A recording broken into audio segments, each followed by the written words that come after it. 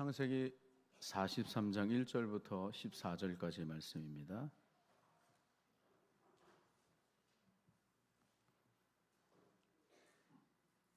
한 절씩 같이 교독할 때 제가 먼저 1절 있습니다. 그 땅에 기근이 심하고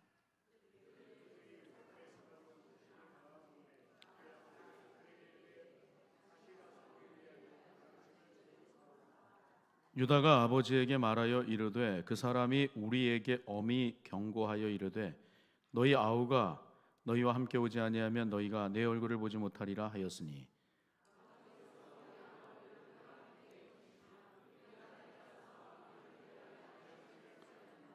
아버지께서 만일 그를 보내지 아니하시면 우리는 내려가지 아니하리니 그 사람이 우리에게 말하기를 너희의 아우가 너희와 함께 오지 아니하면 너희가 내 얼굴을 보지 못하리라 하였음이니이다.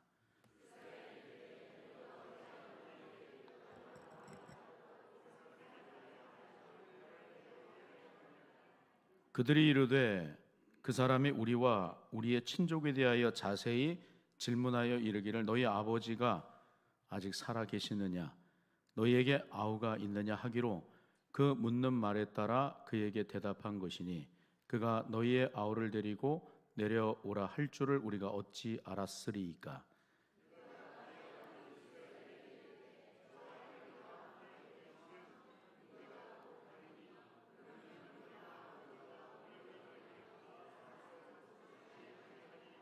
내가 그를 위하여 담보가 되오리니 아버지께서 내 손에서 그를 찾으소서.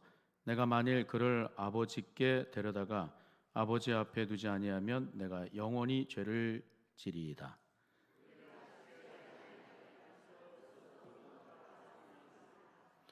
그들의 아버지 이스라엘이 그들에게 이르되 그러할진대 이렇게 하라. 너희는 이 땅의 아름다운 소산을 그릇에 담아가지고 내려가서 그 사람에게 예물을 드릴지니 곧 유향 조금과 꿀 조금과 향품과 모략과 유향나무 열매와 감복숭아이니라.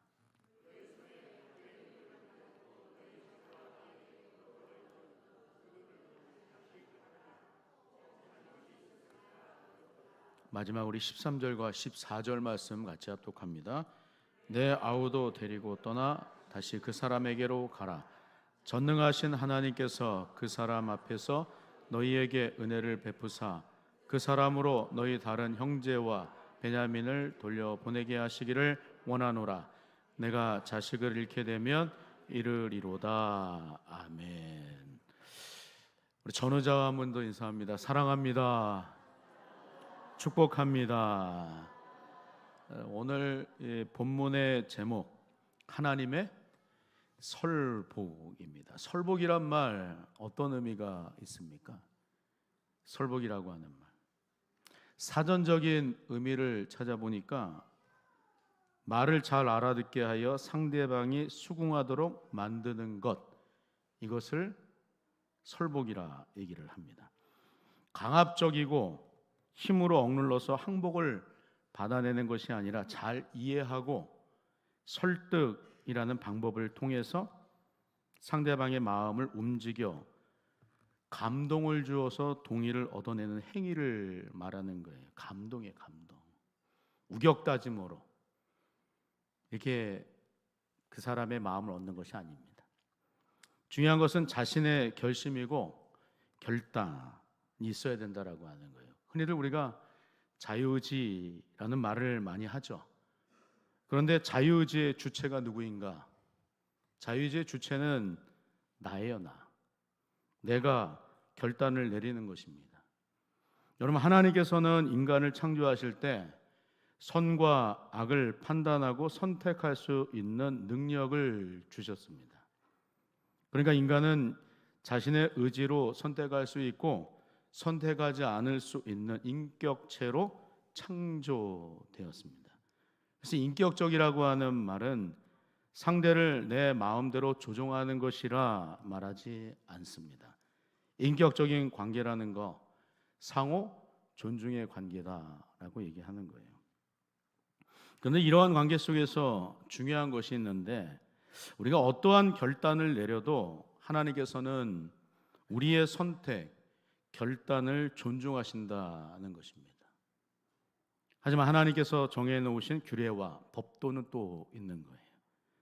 하나님께서는 동산 중앙에 하나님의 말씀을 두셨습니다. 그 말씀은 선악을 알게 하는 실과를 따먹지 말라. 따먹는 날에는 어떻게 된답니까? 정령, 반드시 죽으리라. 이런 말씀을 하십니다. 그 말씀을 거기에다 두신 거예요. 여기에는 참 많은 비평들이 있습니다. 왜 자유의지를 주셨으면서도 먹지 말라는 선악을 알게 하는 실과를 동산에 두셔서 따먹게 하셨을까? 하나님은 전지하신데 모든 일들을 다 모르지 않고 알고 계시는데 시간에 제약을 받지도 않으시는데 아담과 하와가 선악을 알게 하는 나무의 실과 따먹을 것도 미리 알고 계셨을 텐데 왜 그렇게 하셨을까? 차라리 그곳에 선악을 알게 하는 실과를 두지 않으셨으면 아무런 문제도 생기지 않았을 텐데 자유의지를 주셨다라고 말하고 있는가? 그러면서 이 자유의지는 하나님께서 말씀하신 것만을 따르도록 만드는 일종의 족쇄 아니냐, 이런 식으로 비평을 합니다. 그러나 이 점에 있어서 우리는 무엇을 생각해야 되는가 하면 하나님의 주권성이에요. 주권성이라고 하면 하나님의 절대성을 말하는 것이죠. 하나님께서 왜 선악을 알게 하는 실과를 에덴 동산에 두었느냐 묻는 것은 이 하나님의 절대성, 주권성을 파괴하는 것입니다. 왜 하나님께서 그곳에 선악을 알게 하는 실과를 두었는지, 결과적으로 사람이 범죄하여 죽게 되었다는 것만 생각하면서 하나님을 비평할 수 있는가? 그럴 수 없는 거예요. 만일 그렇다면 피조물인 우리가 하나님의 주권성을 빼앗는 것이기 때문입니다. 피조물보다 더 뛰어나신 지혜와 능력과 위엄과 권세가 누구에게 있기 때문인가? 누구에게 있습니까? 하나님께 있기 때문이에요. 그러니까 왜 선악을 알게 하는 나무의 실과를 그곳에 두셨나요? 감히 물을 수가 있습니까? 물을 수가 없는 거예요. 피조물은 하나님께서 거기에 두셨다라고 하는 거, 하나님의 주권적 의지이기 때문에 그렇습니다. 주권성이에요. 하나님께서 자신의 주권을 가지고 에덴 동산에 선악과를 두신 것은 하나님의 뜻이라고 하는 것입니다. 그렇게 하시는 하나님의 행동이 잘못되었다라고 말할 수 있겠습니까? 없어요. 하나님의 주권이기 때문입니다. 이 점에 있어서 이 하나님의 설복, 강압적인 것이 아니라 억압을 해서 동의를 얻어내는 것이 아니기 때문이라고 하는 거예요. 설복은 그런 의미가 있는 거예요. 하나님께서는 우리를 존귀하게 여기시고 보배롭게 여기시는 줄로 믿습니다. 믿으시죠? 강압과 억압을 가지고 폭력을 행하시지 않습니다. 설복하는 거예요. 말을 잘 알아듣게 하여 상대방이 수긍하도록 하는 것입니다. 그런데도 결정할 수 있는 자유는 사람에게 주셨다라고 하는 거예요. 왜냐하면 인격적인 하나님이시기 때문입니다. 그러므로 하나님께서는 먼저 이 말씀을 통해서 우리로 하여금 어떻게 살아야 하는지에 대해서 이렇게 말씀을 하세요. 또 고난이나 어려움을 통해서, 사람들을 통해서 하나님 앞에서 어떻게 살아야 하는지를 말씀하는 거예요. 저 사람은 왜 나한테 붙이셨을까? 왜 나한테 이런 일들이 벌어지는 것일까? 왜 나한테 고난이 찾아오고 고통이 임하게 되는 것일까? 고통의 문제, 떨쳐버릴 수 없는 문제이잖아요. 인간이 태어나면서 갖게 되는 이 고통의 문제, 떼려야 뗄 수 없는 그 문제다라고 하는 것입니다. 키에르케고르는 이에 대해서 존재론적 불안이라 얘기한다고 한번 말씀드렸어요. 사람이 있음으로 인해서 늘 끊임없이 갖게 되는 건 뭐냐면 두려움이라고 하는 거예요. 염려, 근심, 이 땅 가운데 출생함과 동시에 내게 떠나지 않고 항상 붙어 다니는 거, 염려와 근심이라고 하는 것입니다. 불안이라고 하는 거, 불안의 가장 이 최고의 어떤 그 불안이 뭐겠어요? 죽음이죠, 죽음.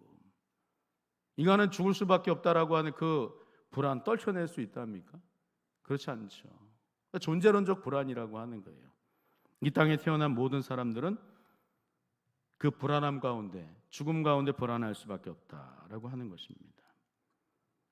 고난을 통해서 하나님께서 말씀하시는 거예요. 염려를 통해서, 근심을 통해서 하나님께서 말씀하시는 것을 우리는 들을 수 있어야 하는 것입니다. 잘 알아듣고 수긍하도록, 그리고 하나님께 돌아오도록 하나님께서 각별한 사랑을 베푸시는 것을 알고 길이 참으신 하나님 품으로 어려운 일들에 직면하게 되었을 때 우리는 돌아설 수 있어야 합니다. 지난주 말씀에서 이 요셉의 형제들의 모습을 살펴보면 어떻습니까? 굉장히 불편한 마음으로 고향 땅으로 돌아오게 되잖아요. 요셉이 그들의 형제인 시므온을 잡았기 때문입니다. 오늘 말씀을 준비하면서 요셉이 왜 시므온을 붙잡았을까? 10명의 형제들이 애굽으로 내려갔잖아요. 근데 애굽으로 내려간 10명의 형제 중에서 왜 시므온을 붙잡았을까? 궁금하지 않으십니까? 다른 형제들도 있잖아요. 별로 궁금해하지 않으시는 얼굴들이신 것 같아요. 저는 궁금했어요. 말씀을 준비하는데 왜 시므온이지? 다른 형제들만, 루벤도 있고 레위도 있잖아요. 유다도 있고. 근데 왜 하필 시므온이었을까? 성경은 뭐라고 얘기할까? 이유는 분명히 있을 거예요. 근데 성경은 함구하고 있습니다. 말하지 않아요. 단지 이 성경 신학자들이 얘기를 할 때 왜 요셉이 형제들 가운데 시므온을 붙잡았는지를 말할 때 형제들 중에서 시므온이 매우 악했기 때문이었다, 이렇게 얘기를 합니다. 당시 이 레아의 자녀들 가운데는 르우벤이 있었죠. 그 다음에 시므온, 그 다음에 레위, 유다가 있습니다. 근데 이 야곱의 이 장자권은 누가 계승하는 게 맞습니까? 왜요? 왜 르우벤이죠? 장자니까. 근데 이 르우벤은 장자권을 상실해버리고 말았어요. 왜냐하면 그 서모였던 이 비라와 통간했기 때문입니다. 그러면서 르우벤은 장자권을 상실하죠. 그러면 그 장자권이 누구에게로 이어져 가는가 하면 르우벤 다음으로 누굽니까? 시므온이에요, 시므온. 그런데 이 시므온, 자기가 장자권을 이제 이어받을 것이다라고 생각을 했는데 누가 11번째로 등장하는 거예요. 11번째 야곱의 자녀들 가운데 요셉이 등장하는 것이죠. 아버지 야곱이 누구를 총애하는 거예요? 요셉을 총애하는 것이죠. 채색옷 지어 입히잖아요. 애지중지 여기지 않습니까? 요셉이라고 하면 껍벅 죽잖아요. 요셉에게는 아주 값비싼 채색옷을 지어서 입힐 정도로 아주 각별한 사랑을 야곱이 요셉에게 베푸는 것입니다. 총애하는 거예요. 그러니까 시므온은 요셉을 죽이고자 적극적으로 행동하는 것이죠. 요셉의 형제들을 찾아 세겜을 지나 도단으로 왔을 때 요셉을 보자마자 형제들의 고백이 어떤 고백이었는지 아십니까? 창세기 37장 20절의 말씀 보니까 이렇게 고백을 해요. 한번 같이 한번 읽어볼게요. 시작.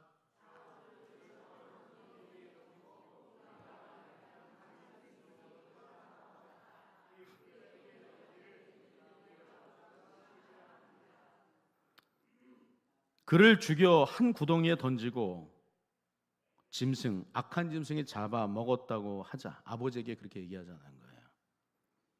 그의 꿈이 어떻게 되는지를 우리가 볼 것이니라, 이런 말을 하죠. 근데 그 말을 듣자마자 이 르우벤은 요셉을 죽이지 말라라고 얘기를 합니다. 유다도 죽이지 말고 종으로 팔자고 말을 하는 거예요. 하지만 시몬은 그렇지 않은 것이죠. 그를 죽여 한 구덩이에 던지고 악한 짐승이 그를 잡아먹었다고 아버지께 고합시다 얘기를 하는 거예요. 여러분, 앞뒤 이 정황 속에서 요셉이 시몬을 잡아 가두었을 것이라고 보는 이유가 바로 이 대목이 있는 거예요. 이런 맥락을 살펴보면 요셉이 시몬에게 무엇을 주는 것이라고 얘기할 수 있는가? 기회를 주었다. 다시 말하면 하나님께서 그에게 기회를 주시는 것이죠. 깨달을 수 있는 기회. 그의 악하고 또 이 사람에게 드러내는 이 본성 자체가 악하니까 하나님 앞에 회개할 수 있도록 그런 기회를 준 것이 아닐까. 학자들은 그렇게 얘기를 합니다. 하나님 앞으로 나아가서 회개하고 돌아오라고 하는 그 기회, 시몬에게 줬다는 거예요. 다른 이유 찾지 말고 하나님 앞에서 자신의 죄를 자백함으로 광명 찾으라고 하는 것입니다. 그런데 보편적으로 사람들은 어떻습니까? 여기 시몬뿐만 아니라 오늘날 우리들도 마찬가지죠. 대부분의 사람들은 어떻습니까? 자신이 악하면서도 자신이 악하지 않은 척 할 때가 얼마나 많이 있습니까? 내가 얼마나 괜찮고 근사한지, 내가 이 정도야 라고 다른 사람들 앞에 그렇게 돋보이게 보이려고 하는 그런 모습들은 또 얼마나 많습니까? 다른 사람은 문제가 많은데 나는 문제가 하나도 없는 것처럼 행동할 때가 얼마나 많이 있느냐라고 하는 거예요. 다른 사람에게 문제가 있는 것이 아니라 내게 문제가 있는 거죠. 기회를 하나님께서 누구에게 주시는 거예요? 시몬에게. 왜 시몬인가? 시몬이 자신의 완악함을 깨닫고 돌아오기를 바라는 요셉의 마음이 있었기 때문입니다. 요셉은 누구를 의미하는가? 요셉이 누구를 닮았는지를 말할 때 예표론적인 그런 이 신학에서는 모형론적인 신학을 얘기하는 사람들에게 있어서는 요셉이 예수님을 닮았다라고 얘기를 합니다. 요한일서 1장 9절과 10절의 말씀을 보면 이러한 말을 하는데 9절의 말씀을 보면 만일 우리가 우리 죄를 자백하면 그는 미쁘시고 의로우사 우리 죄를 사하시며 우리를 모든 불의에서 깨끗하게 하실 것이요. 10절 같이 한번 읽어보겠습니다. 시작. 만일 우리가 범죄하지 아니하였다 하면 하나님을 거짓말하는 이로 만드는 것이니 또한 그의 말씀이 우리 속에 있지 아니하니라 이렇게 얘기하는 거예요. 죄를 깨달으면 자백하라고 하는 것입니다. 회심하라고 하는 거예요. 그래야만 무엇이 보존이 되기 때문입니까? 생명이 보존되기 때문이라고 하는 거예요. 영원히 죽지 않고 살기 때문입니다. 오늘 야곱의 가정에 불어닥친 이 고난, 시몬이 잡혔다라고 하는 것뿐만 아니라 집으로 돌아가는 중에 그들의 보릿자루 안을 살펴보니까 자루 안에 자기들의 돈, 먹을 양식을 사기 위해서 애굽으로 가져갔던 그 돈이 그대로 담겨져 있는 것을 보고 또다시 화들짝 놀라고 마는 것입니다. 창세기 42장 28절의 말씀 보니까 이렇게 얘기를 해요. 그가 그 형제에게 말하되 내 돈을 도로 넣었도다. 보라 자루 속에 있도다. 이에 그들이 혼이 나서 떨며 서로 돌아보며 말하되 하나님이 어찌하여 이런 일을 우리에게 행하셨는가. 그렇게 고백을 하는 거예요. 서로 자기들의 양식 안에 자신들이 가지고 왔던 돈 뭉치가 있는 걸 보고 이렇게 놀라면서 고백을 하고 있는 거예요. 집으로 돌아와서 아버지 야곱에게 자초지종을 다 아뢰입니다. 애굽의 총리가 엄하게 말하면서 우리를 정탐꾼으로 여겼나이다. 그러면서 너희의 12아들 가운데 막내 아우를 데려오라 이렇게 말하면서 우리들의 형제들 가운데 시몬을 붙잡았나이다.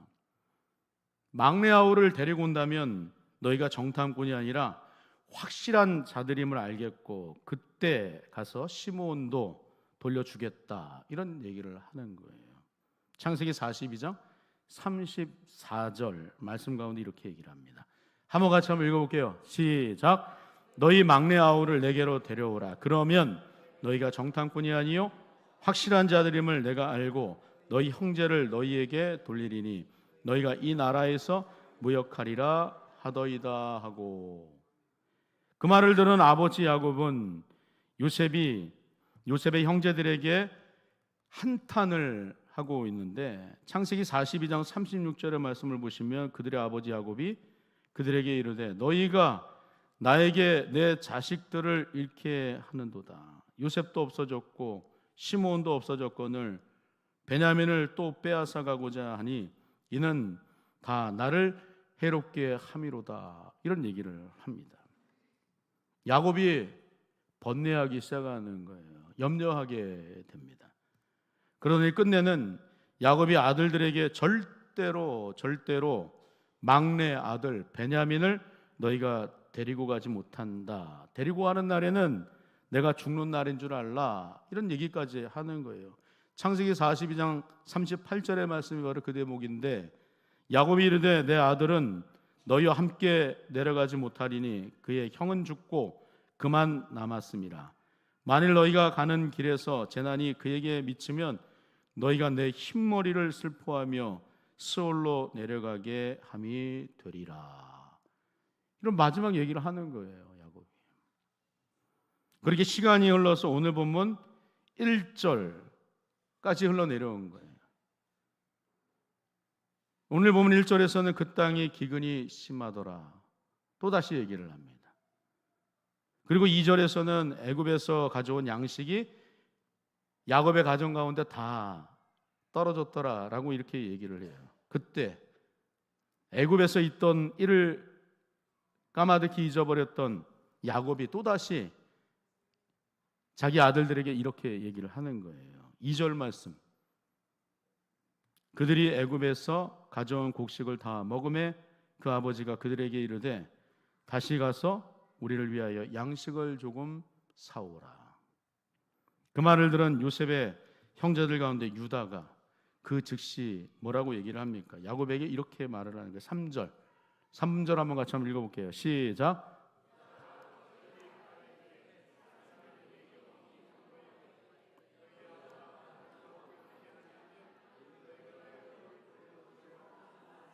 애굽의 총리로 있었던 요셉의 말을 또 그대로 전달하고 있는 거예요. 4절도 보시면 아버지께서 우리 아우를 우리와 함께 보내시면 우리가 내려가서 아버지를 위하여 양식을 사려니와.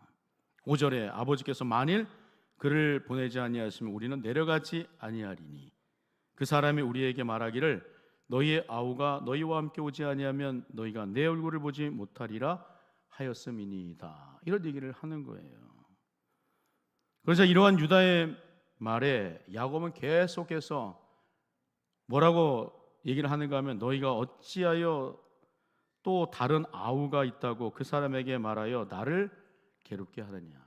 왜 아우가 있다라고 하는 얘기를 했느냐. 왜 우리 집안의 내력을 다 얘기하였느냐. 얘기하지 않았으면 괜찮았을 거 아니냐. 근데 얘기하지 않을 수 없도록 만드셨잖아요. 누가요? 하나님께서. 왜 그렇게 하나님께서 만들어 가십니까? 그들의 죄, 일그러진 양심 다 일깨우기 위해서였다라고 하는 거예요. 하나님 앞에 우리가 가지고 있던 죄 그대로 둘 수 있답니까? 둘 수 없어요. 우리가 하나님 앞에 범죄하고도 괜찮다라고 말할 수 있습니까? 그럴 수 없는 거예요. 우리의 언행심사 모든 것들을 다 꿰뚫어 보시는 분은 바로 누구십니까? 하나님이시기 때문이에요. 그러니까 우리는 죄로 인해서 죽는 것보다 회개하지 않아서 죽을 수 있는 거예요. 항상 죄에 노출되어져 있죠.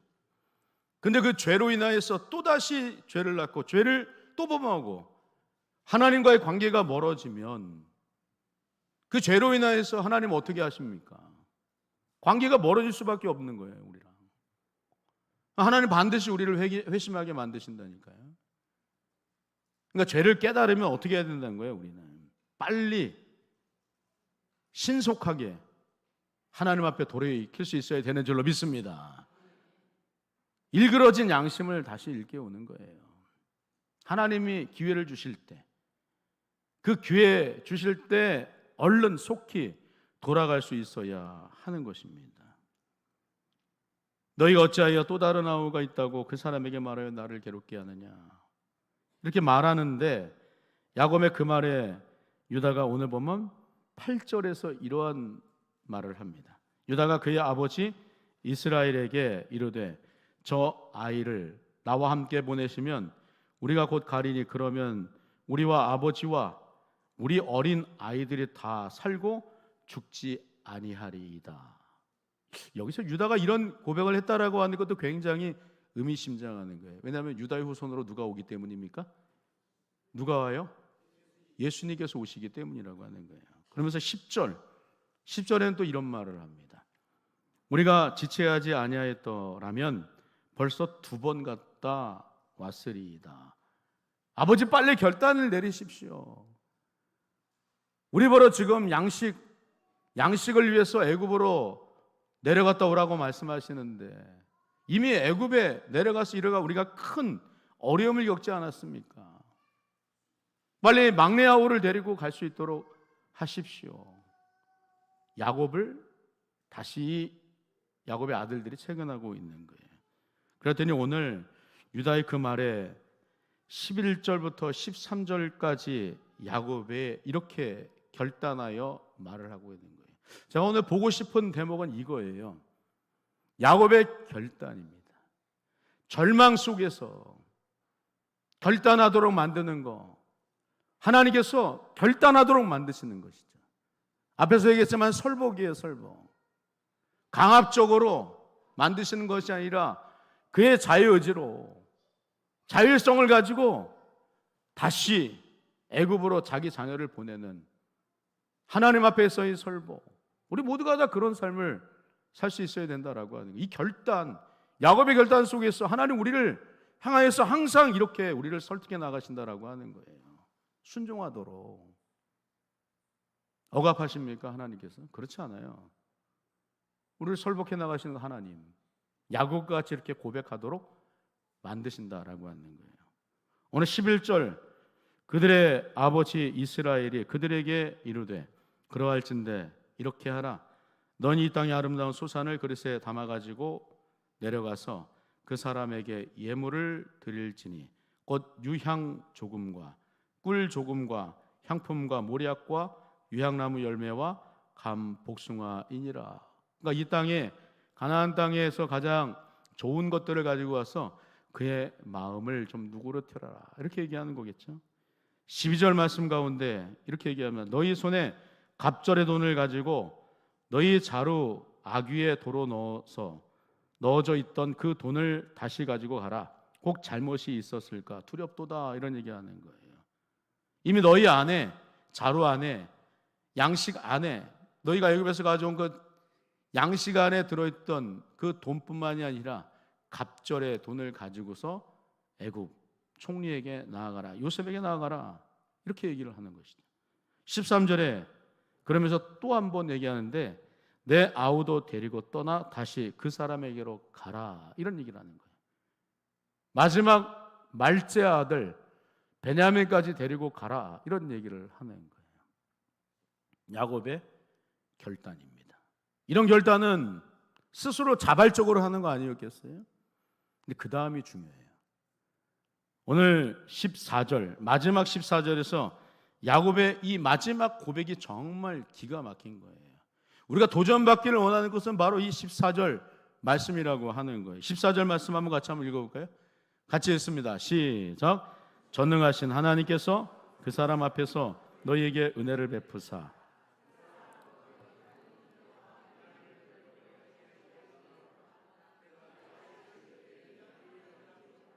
야곱이 이 모든 것들을, 어려움과 이 절망 속에 있는 모든 상황 속에서 누구에게 모든 것을 다 내어 맡기는 거예요?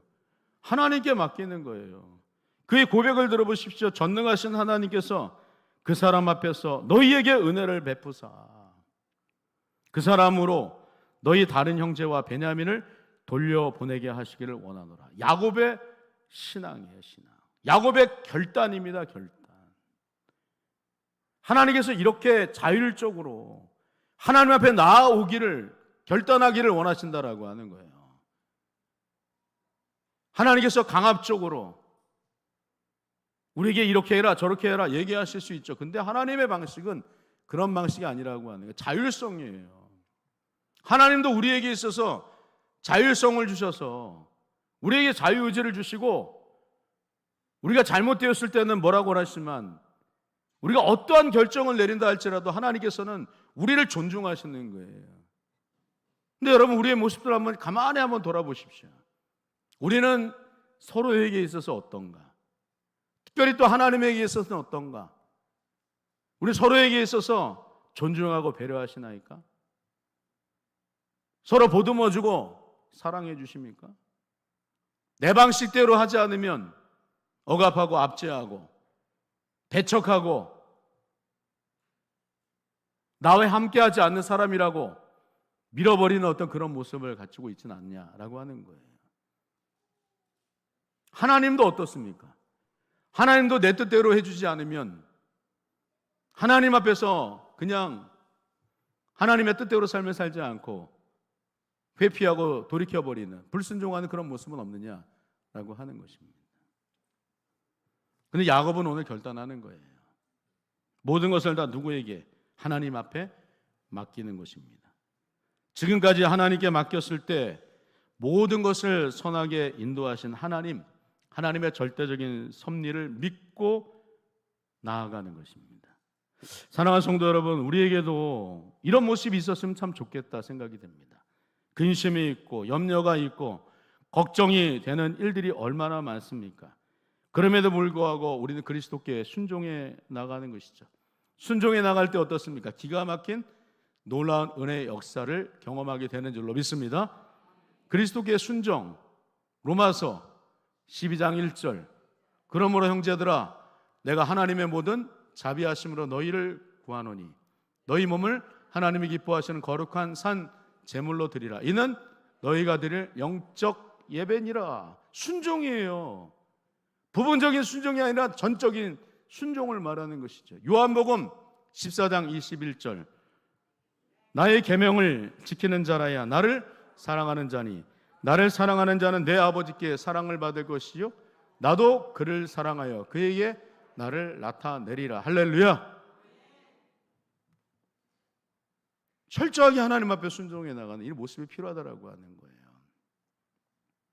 그럴 때 하나님께서는 우리의 삶을 통하여서 놀라운 하나님의 평강 뿐만 아니라 하나님의 인자하심, 선하심을 맛보아 알게 하실 줄로 믿습니다. 야곱은 지금까지도 매우 굴곡진 인생을 살았지만 오늘 또다시 하나님의 전능하심을 믿고 순종해 나가는 것입니다. 야곱의 인생은 지금 말년이지만 현실적으로 아무런 보장도 없지만 자신의 가장 소중한 막내 아들조차 하나님 앞에 내어 맡기고 절망의 끝자락에서 믿음으로 다시 결단하는 거예요. 전능하신 하나님께서 내 삶 가운데 은혜를 베푸시리라. 나를 도와주시리라. 나를 붙들어 주시리라. 그럴 때 하나님께 온전히 우리가 나아가는 그런 놀라운 은혜의 삶을 우리가 살 수 있다라고 하는 거, 그 사실을 우리에게 말씀하고 있는 것이지 않겠습니까? 하나님께서 우리를 설복해 나가시는 거예요. 강압적인 방식이 아니라 자발적으로 하나님의 귀한 일들 잘 감당할 수 있도록 하나님께서 우리를 설복해 나가신다라고 하는 그 사실을 기억하시면서 날마다 하나님 앞에 결단하시고 순종하시고 그렇게 삶을 살아갈 때 기가 막힌 우리의 삶 가운데 은혜의 역사를 날마다 맛보아 경험하시고 체험하시는 우리 사랑하는 모든 권속들 다 되실 수 있기를 주님의 이름으로 축원합니다. 하나님, 은혜와 사랑을 감사합니다. 결단하는 삶을 살게 하시옵소서. 특별히 하나님 앞에 순종하는 믿음의 삶을 우리 모두가 다 살게 하여 주옵소서. 우리에게 하나님 자율적인 은혜를 주셔서 하나님 앞에 우리 스스로 하나님의 앞에 온전히 나아가기를 원하시는 그 하나님 앞에 우리가 똑바로 은혜 사모하며 주님의 귀한 사명 잘 감당해 나갈 수 있도록 인도하시고 말씀에 순종함으로 하나님의 기가 막힌 놀라운 은혜의 역사를 날마다 체험하며 나가는 우리 사랑하는 권속들 다 되게 하여 주옵소서. 예수님 이름으로 간절히 기도하옵나이다. 아멘.